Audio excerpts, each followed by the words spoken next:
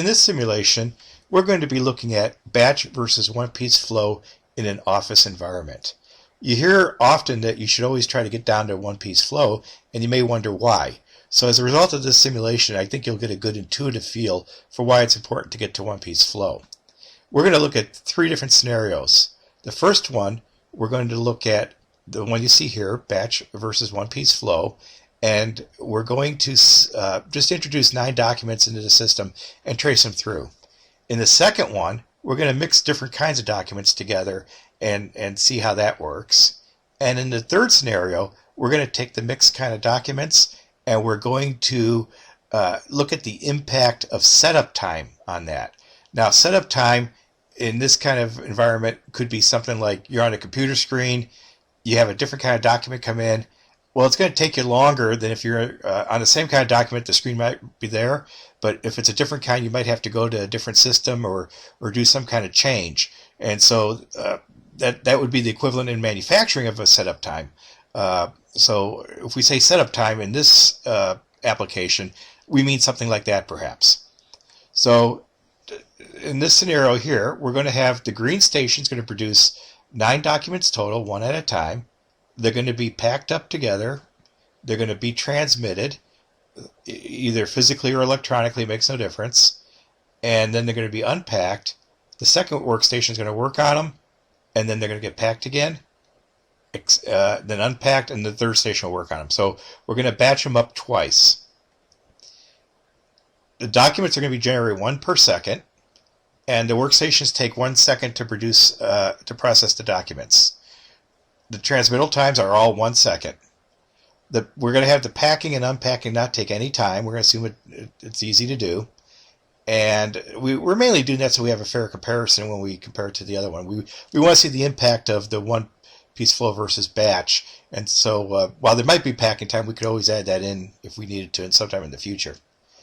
In the second workflow line, we're going to have no batching. He's going to make 9 documents. He's going to transmit them.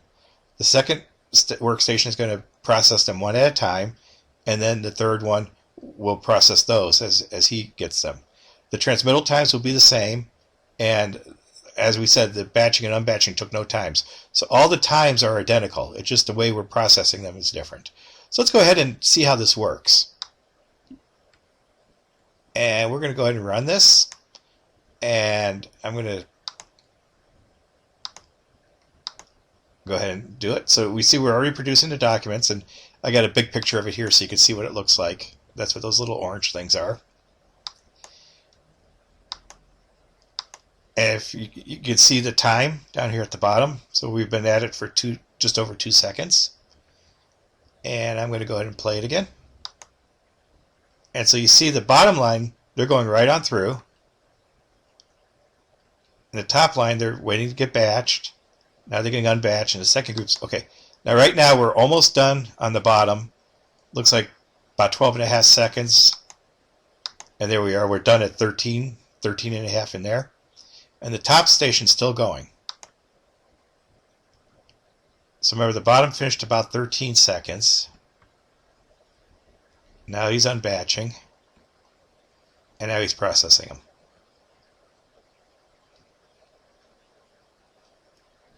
Okay, so that's about 29 seconds. So it took, looks like about 16 seconds longer, more than twice as long to handle that. So let's go ahead and reset this. And let's go look at the next scenario. And here we're going to do the same thing, except we're going to produce 3 different kinds of documents. We're going to do A's, which are green, B's, which are red, and C's, which are this light blue color. And so if you're not so we're going to go ahead and run it.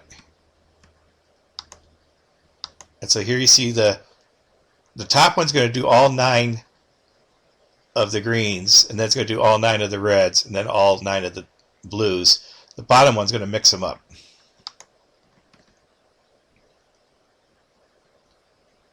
And that might be typical of, for example, if you had different work streams that were, instead of being generated in one place, if they were coming from different places, that might be how you get them, right? they'll be coming in mixed up.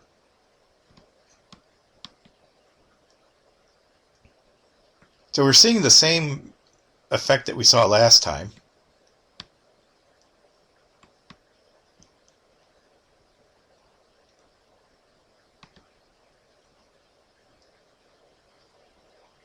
Okay, so there the bottom one finished at 31 seconds.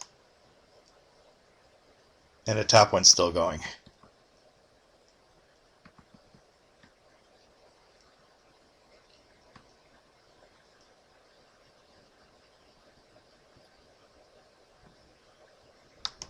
And so it looks like when we do that, that took about 47 seconds. Now, one thing to note, we did take no setup time on this, so just the processing time.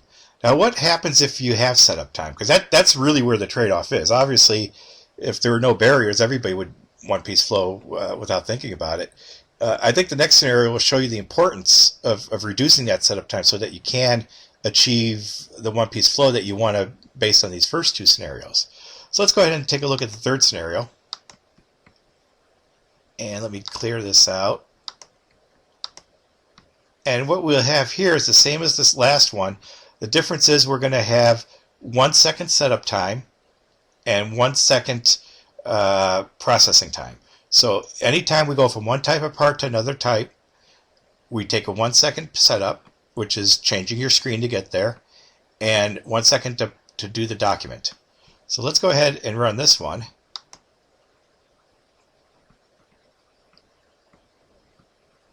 So now you see the bottom one's being impacted by that setup time. The top one, not as much. He only got penalized on the first one. The other 8, he's okay. But he's getting the bottom line's getting penalized every single one because he's switching back and forth between document types.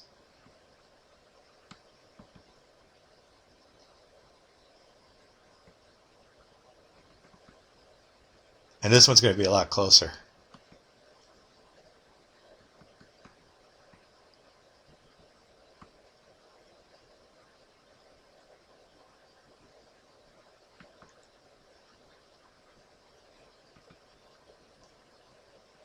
So here you see it looks like if you have a 1 second setup time and you're switching between documents, he had to take them in the order they came. He wasn't able to like just do all the reds and then all the blues.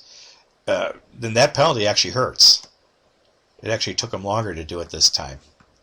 So in a summary, what that means is you want to get advantage of, you want to take advantage of the one-piece flow because in the first two examples you saw how important that was. But to do that, you need to get the setup time down. So that if you're trying to get to one-piece flow, try to remove that barrier.